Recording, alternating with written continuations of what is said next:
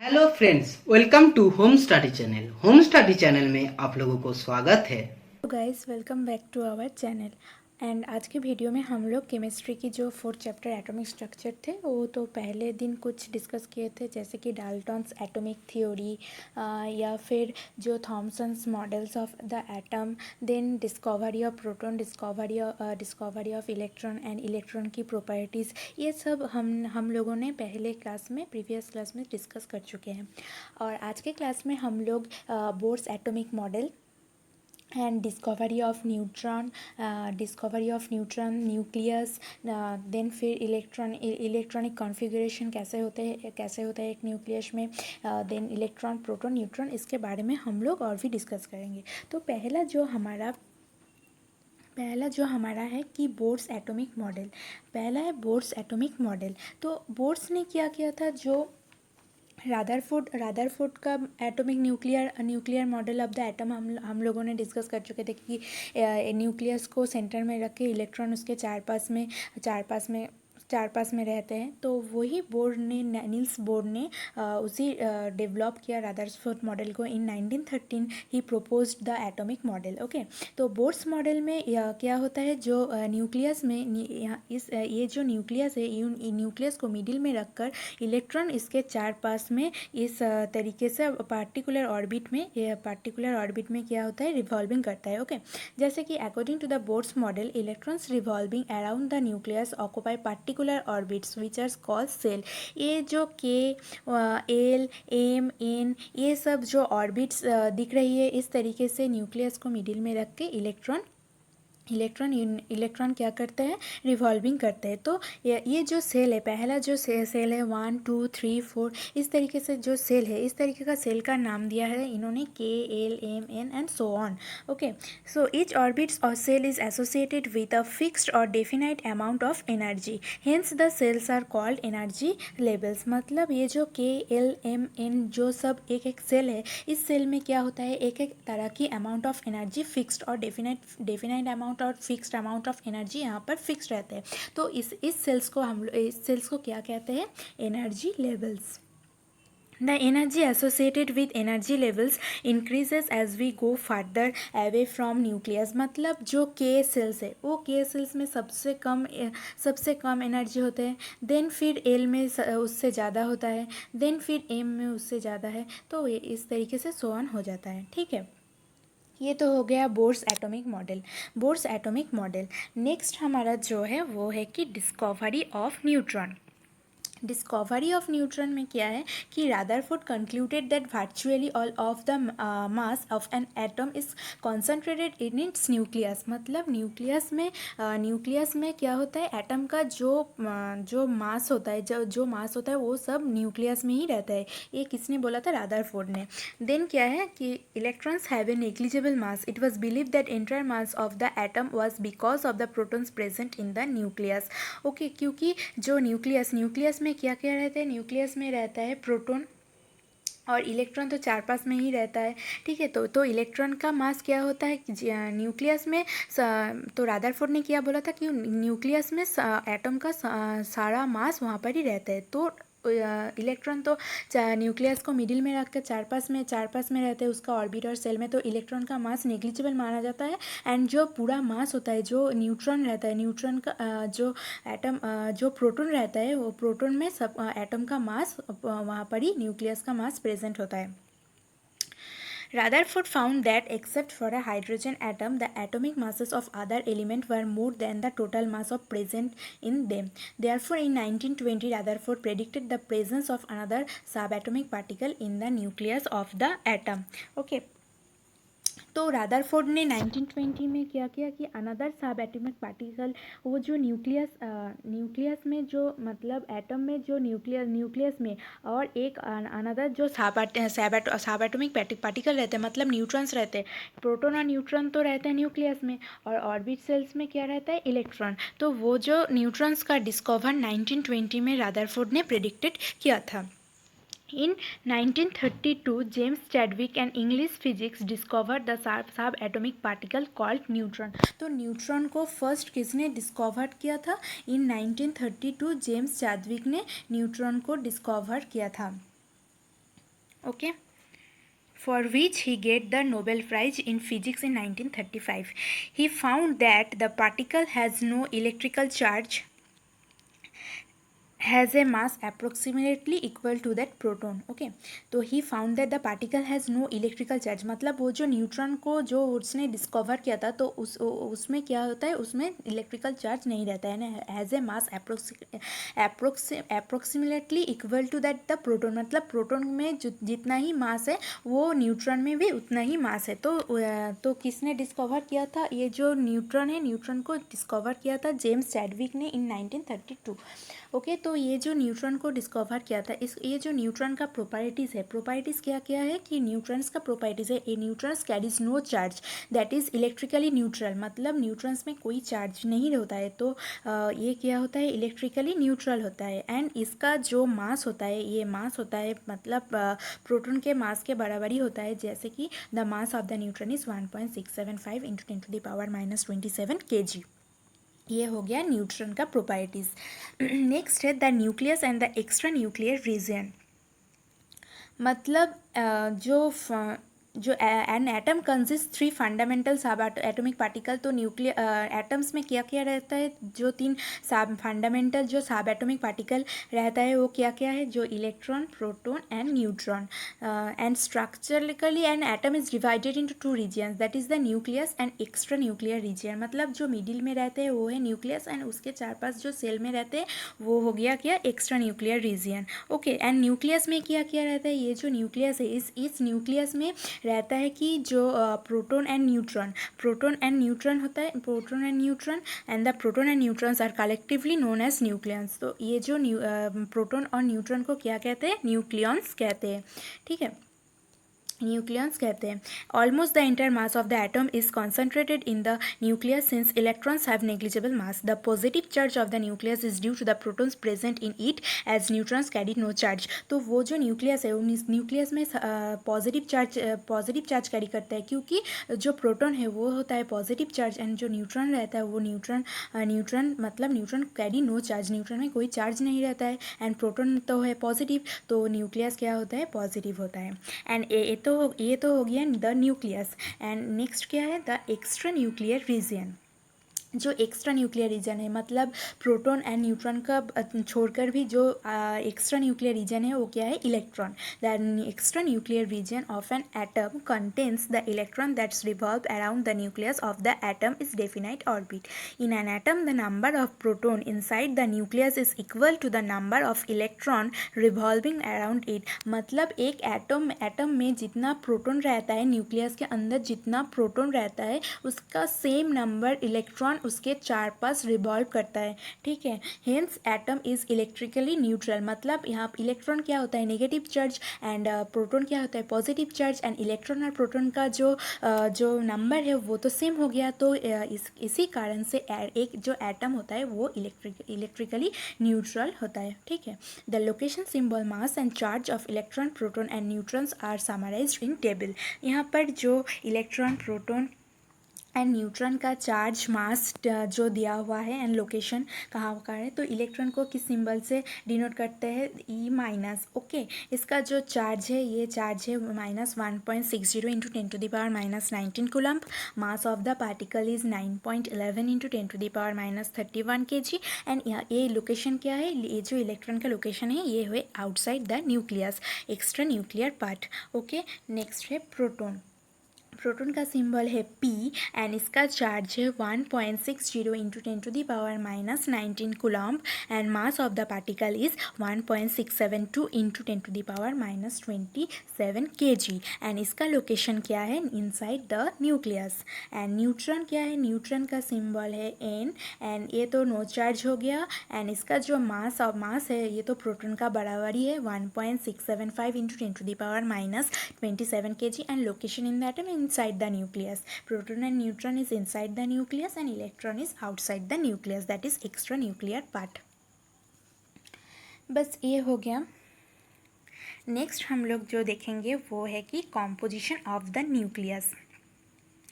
Composition of the nucleus, As you know, the nucleus of an atom consists of proton and neutron. The number of proton and neutron is an atom determines the atomic number and mass number of the atom. मतलब the number of proton and neutron को एक atom का जो atomic number and mass number है वो सब denote करता है. तो एटॉमिक नंबर एंड जो मास नंबर है एक एटम का वो कैसे है कि किस तरीके से हम लोग एक एटम से उसका एटॉमिक नंबर और मास नंबर जानते हैं, तो वो देखते हैं. ठीक है, तो first is atomic number. Atomic number क्या होता है? Atomic number is the number of proton present in the nucleus of an atom is known as the atomic number. मतलब एक एटम में जितना नंबर प्रोटॉन होता है उसे ही कहते हैं क्या? Atomic number. ठीक है, तो एटॉमिक नंबर को हम लोग जेड से डिनोट करते हैं. दैट इज जेड मीन्स उसका एक एटम में कितना नंबर ऑफ प्रोटॉन है वही होता है इसका atomic number. An atom is electrically neutral. The number of proton present in the nucleus must be equal to the number of electron revolving around the nucleus. Thus number of proton equal to number of electron. मतलब ये जो atomic number है ये atomic number से हम लोग उसका number of proton and number of electron ये दोनों जान पाएंगे, क्योंकि वो तो atom is electrically neutral ही होता है, क्योंकि number of ये तो हम लोगों ने डिस्कस कर चुके कि number of protons present in the nucleus must be equal to the number of electron. तो वो हो गया क्या? इलेक्ट्रिकली न्यूट्रल, क्योंकि पॉजिटिव एंड नेगेटिव ये तो जो चार्ज है उसी कारण से ये हो गया इलेक्ट्रिकली न्यूट्रॉन. तो वो एटॉमिक नंबर से हम लोग क्या क्या जान पाएंगे कि उसका जो प्रोटॉन्स है उसमें इलेक्ट्रॉन्स कितना है ये सब हम लोग जान पाएंगे. एंड व्हाट इज़ द ये हो गया atomic number. And what is mass number? Mass number is the sum of protons and neutrons present in the nucleus of an atom is called the mass number. मतलब एक atom में कितना protons और कितना neutrons है उसका जो total sum होता है वही होता है इसका मास नंबर. तो जो एटॉमिक नंबर होता है वो होता है उसका जो proton present in the nucleus of an atom. So this is called atomic number. And atomic number को हम लोग जेड से डिनोट करते हैं एंड मास नंबर को हम लोग ए से डिनोट करते हैं. And A means that is number of proton and number of neutron. उसे हम लोग क्या कहते हैं? Mass number. मास नंबर को हम लोग ए से डिनोट करते हैं. ठीक है, नेक्स्ट है relationship between mass number and atomic number. If you know the mass number and atomic number of an element you can calculate the number of proton electron and neutron using the following relationship. अगर हम लोगों को atom का एक atomic number और mass number पता है तो उसमें से हम लोग कितना नंबर इलेक्ट्रॉन है, कितना नंबर प्रोटॉन है, कितना नंबर न्यूट्रॉन है वो सब हम लोग जान सकते हैं. ठीक है, इसी रिलेशन से. ठीक है, तो चलो देखते हैं.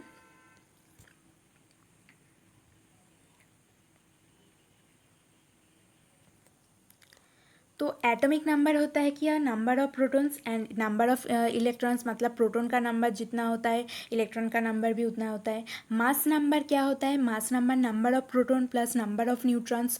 ठीक है, तो number of protons and number of neutrons को मिलाकर होता है मास नंबर. तो ये हो गया नंबर ऑफ न्यूट्रॉन्स. तो कितना होगा? Mass number and number of protons तो हम लोग यहाँ से निकल सकते हैं एटॉमिक नंबर. तो नंबर्स ऑफ न्यूट्रॉन होगा ए माइनस जेड. तो ये जो टेबल दिया हुआ है इसमें फर्स्ट 20 एलिमेंट्स का जो एटॉमिक नंबर, मास नंबर, इसमें से कैसे कितना नंबर ऑफ प्रोटॉन है, कितना नंबर ऑफ न्यूट्रॉन है, कितना नंबर ऑफ इलेक्ट्रॉन्स है, ये सब हम लोग जान सकेंगे. तो फर्स्ट है क्या? तो फर्स्ट देखते हैं. चलो कुछ हम लोग डिस्कस करते हैं. यहाँ पर फर्स्ट 20 टेबल दिया हुआ है. तो फर्स्ट है हाइड्रोजन. तो हाइड्रोजन का सिंबल हम लोगों को सभी को पता है कि इसका जो सिंबल होता है वो होता है H. एंड इसका जो एटॉमिक नंबर है 1. एटॉमिक नंबर 1 मतलब इसका जो प्रोटॉन नंबर है ये भी 1 है, इलेक्ट्रॉन नंबर है ये भी 1 है. एंड इसका जो मास नंबर है मास नंबर कितना हो गया? मास नंबर हो गया 1. मतलब यहाँ पर तो प्रोटॉन हो गया 1 तो न्यूट्रॉन कितना है? 0. तो मतलब 1 + 0 = 1. दैट इज़ इसका मास नंबर. तो नंबर ऑफ प्रोटॉन्स क्या है? नंबर ऑफ प्रोटॉन्स है 1. नंबर्स ऑफ न्यूट्रॉन क्या है? 0. एंड नंबर्स ऑफ इलेक्ट्रॉन मतलब इसका प्रोटॉन जितना है इलेक्ट्रॉन भी उतना होगा, मतलब 1. नेक्स्ट क्या है, हीलियम। नेक्स्ट जो सेकेंड एलिमेंट है वो है हीलियम। तो हीलियम का सिंबल है He, helium. Okay, then atomic number helium का होता है 2। 2 मतलब प्रोटॉन भी 2 एंड इलेक्ट्रॉन भी 2। एंड मास नंबर कितना होता है, मास नंबर होता है 4। मतलब 2 तो हो गया प्रोटॉन, 2 हो गया अगर प्रोटॉन, तो न्यूट्रॉन कितना है, न्यूट्रॉन भी 2 है, मतलब 2। तो हीलियम को हम लोग कैसे लिखेंगे, इसका सिंबल He4 क्या है। नेक्स्ट हमारा जो है वो जो नेक्स्ट एलिमेंट है वो है लिथियम। लिथियम का सिंबल तो होता है लिथियम का सिंबल होता है Li। नेक्स्ट है इसका जो एटॉमिक नंबर होता है, एटॉमिक नंबर 3। मतलब प्रोटॉन एंड इलेक्ट्रॉन का जो नंबर है वो है कि 3। प्रोटॉन नंबर भी 3 एंड इलेक्ट्रॉन नंबर भी 3। एंड इसका जो मास नंबर है वो है 7। तो न्यूट्रॉन कितना हो गया, 7 - 3 दैट इज़ 4। इस तरीके से यहाँ पर 20 एलिमेंट का सिंबल, इसका atomic number, mass number, atomic number and mass number अगर हम लोगों को पता होगा तो उसका जो प्रोटॉन, इलेक्ट्रॉन एंड न्यूट्रॉन, इसका भी नंबर हम लोग वहाँ से जान सकेंगे।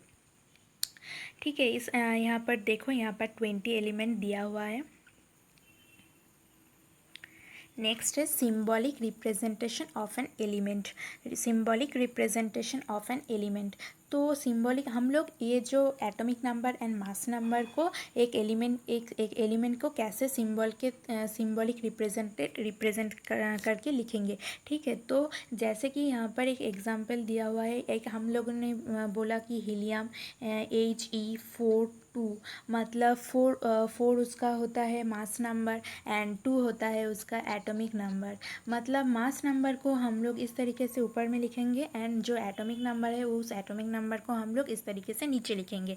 जैसे कि यहाँ पर दिया हुआ है एक एग्जाम्पल, सोडियम 2311। तो 23 क्या हो गया, मास नंबर, एंड 11 क्या हो गया, एटॉमिक नंबर।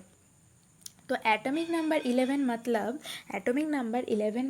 11 हो गया इसका proton and electron number, and जो 23 है, 23 हो गया इसका प्रोटॉन प्लस न्यूट्रॉन। तो हम लोग प्रोटॉन का नंबर तो पता है 11 एंड न्यूट्रॉन का नंबर 23 - 11 कर दो तो हो जाएगा 12। तो 12 हो गया इसका न्यूट्रॉन नंबर। ठीक है, तो इस तरीके से हम लोग symbolic representation of an element, अगर हम लोगों को mass number and atomic number पता है तो हम लोग इस तरीके से symbolic representation of an element कर सकते हैं। ठीक है, तो नेक्स्ट जो है वो है कि इलेक्ट्रॉनिक कॉन्फ़िगरेशन मतलब क्या होता है कि जो the arrangement of electron in different cells of the atom of an element is called the electronic configuration of the element. मतलब जो इलेक्ट्रॉन्स का अरेंजमेंट होता है डिफरेंट सेल में, एटम में, तो एटम ऑफ द एलिमेंट, तो उसे हम लोग क्या कहते हैं, इलेक्ट्रॉन कॉन्फ़िगरेशन कहते हैं। ठीक है, Niels Bohr and Charles Lebady proposed certain rules of distribution of electron different cell of atom. This is known as Bohr-Body scheme of electronic configuration. तो बोर एंड बाडी ने एक जो इलेक्ट्रॉन्स का डिस्ट्रीब्यूशन के लिए एक सर्टेन रूल का प्रयोग किया था, प्रपोज किया था, तो उसे क्या कहते हैं, Bohr Bury scheme of electronic configuration. तो इसका जो रूल है वो है कि the maximum number of electron present in shell, जो मतलब एक सेल में कितना नंबर इलेक्ट्रॉन है एक एक सेल में। यहाँ पर न्यूक्लियस था तो एक ए सेल हो गया, एक एल सेल हो गया, देन एम सेल हो गया। इस तरीके से सेल में कितना नंबर इलेक्ट्रॉन है किस तरीके से हम लोग पता कर सकते हैं, तो वो एक फार्मूला है, जैसे कि 2n²। मतलब 2n², n is the shell number. तो k फर्स्ट में है, k होता है कि k सेल नंबर कितना होता है, 1। देन होता है l मतलब 2, देन m होता है दैट इज़ 3। तो ये n जो है, ये n हो गया, n is the shell number. मतलब अगर हम लोगों को एल सेल बोल दे, मतलब एल का नंबर कितना हो गया, 2, तो हम लोग यहाँ पर लिखेंगे n का जो वैल्यू है वो है 2। मतलब 2 × 4 दैट इज़ 8। 8, ठीक है। तो number of maximum electron of the first 4 energy, तो फर्स्ट जो के सेल होता है, के सेल में कितना कितना नंबर का होता है, 1 नंबर, मतलब 2 इंटू 1 स्क्वायर दैट इज़ 2। तो के सेल में कितना इलेक्ट्रॉन रहेगा, 2। नेक्स्ट इस तरीके से अगर हम लोग के एल एम एन का वैल्यू निकल सकते हैं, तो वो जो फर्स्ट जो 4 एनर्जी लेवल्स है वो है 2 8 18 32, मतलब फर्स्ट सेल में 2 ही इलेक्ट्रॉन रहेगा, नेक्स्ट सेल में 8 इलेक्ट्रॉन रहेगा, नेक्स्ट फिर से नेक्स्ट सेल में 18 इलेक्ट्रॉन रहेगा एंड नेक्स्ट में 32। इस तरीके से इलेक्ट्रॉन का कॉन्फ़िगरेशन होता है, ठीक है। तो फर्स्ट जो सेल है वो है the outermost shell called the valence shell of an atom. तो आउटर मोस्ट जो एकदम से बाहर में रहता है, आउटर मोस्ट सेल रहता है, तो उसे क्या कहते हैं, valence shell of an atom. Can not accommodated more than 8 electrons, even it has the capacity to accommodate more electron। Accommodated मतलब आउटर मोस्ट जो सेल है उसे क्या कहते हैं, वैलेंस सेल कहते हैं, ठीक है। क्योंकि यहाँ पर मतलब कैन नॉट मतलब 8 इलेक्ट्रॉन से ज़्यादा यहाँ पर वो नहीं रखते हैं, ठीक है। इवन इफ कैपेसिटी तो है मोर इलेक्ट्रॉन रखने की, लेकिन यहाँ पर 8 इलेक्ट्रॉन से ज़्यादा इलेक्ट्रॉन नहीं रहता है, तो इसे क्या कहते हैं, valence shell. This is the outermost shell. This means that the outermost shells of an atom can accommodate a maximum of 8 electrons, except in this case of the first cell which cannot have more than 2 electrons।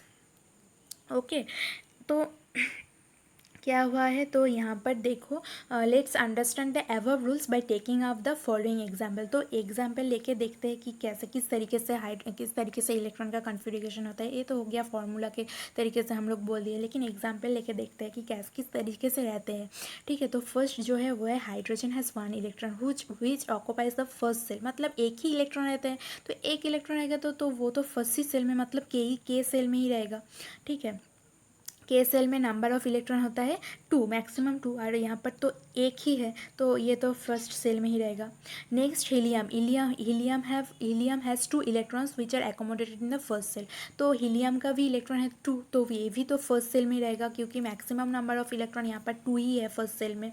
तो accommodated in the first shell at this can the maximum 2 electron. Next क्या है, lithium. तो lithium में क्या होगा, lithium में है 3 electrons since the first shell के कैन एकोमोडेटेड ओनली 2 इलेक्ट्रॉन। तो यहाँ पर लिथियम का जो इलेक्ट्रॉन नंबर है वो है 3, लेकिन के सेल में सिर्फ 2 ही इलेक्ट्रॉन रह सकते हैं। तो क्या होगा यहाँ पर, और एक इलेक्ट्रॉन कहाँ जाएगा, और एक इलेक्ट्रॉन जाएगा क्या, the third electron moves in the second shell, मतलब एल सेल में चले जाएगा। मतलब इसका जो कॉन्फ़िगरेशन होगा, इलेक्ट्रॉन कॉन्फ़िगरेशन होगा, वो होगा 2,1। ये हो गया इलेक्ट्रॉन कॉन्फ़िगरेशन ऑफ लिथियम। मतलब एक सेल में जितना ही कैपेसिटी है उतना ही रहेगा, और एक्स्ट्रा जो है वो नेक्स्ट सेल में चला जाएगा, ठीक है। तो और एक एग्जांपल लेकर देखते हैं कि नियॉन हैज़ 10 इलेक्ट्रॉन। फर्स्ट तो 10 इलेक्ट्रॉन है, तो फर्स्ट सेल में कितना रह सकता है, ओनली 2 रह सकता है, 2 हो गया। और बचा कितना है, 10 - 2 दैट इज़ 8 बचा है। और सेकेंड सेल में कितना रहेगा, सेकेंड सेल में हम लोगों ने पढ़ा कि 2 × 2 स्क्वायर, मतलब 2 × 4 दैट इज़ 8। तो यहाँ पर तो 8 ही इलेक्ट्रॉन है, तो इसका जो इलेक्ट्रॉन कॉन्फ़िगरेशन होगा तो वो क्या होगा, 2 × 8। ये हो गया नियॉन का इलेक्ट्रॉन कॉन्फ़िगरेशन। नेक्स्ट देखते हैं, नेक्स्ट अगर 11 है, 11 है तो क्या होगा,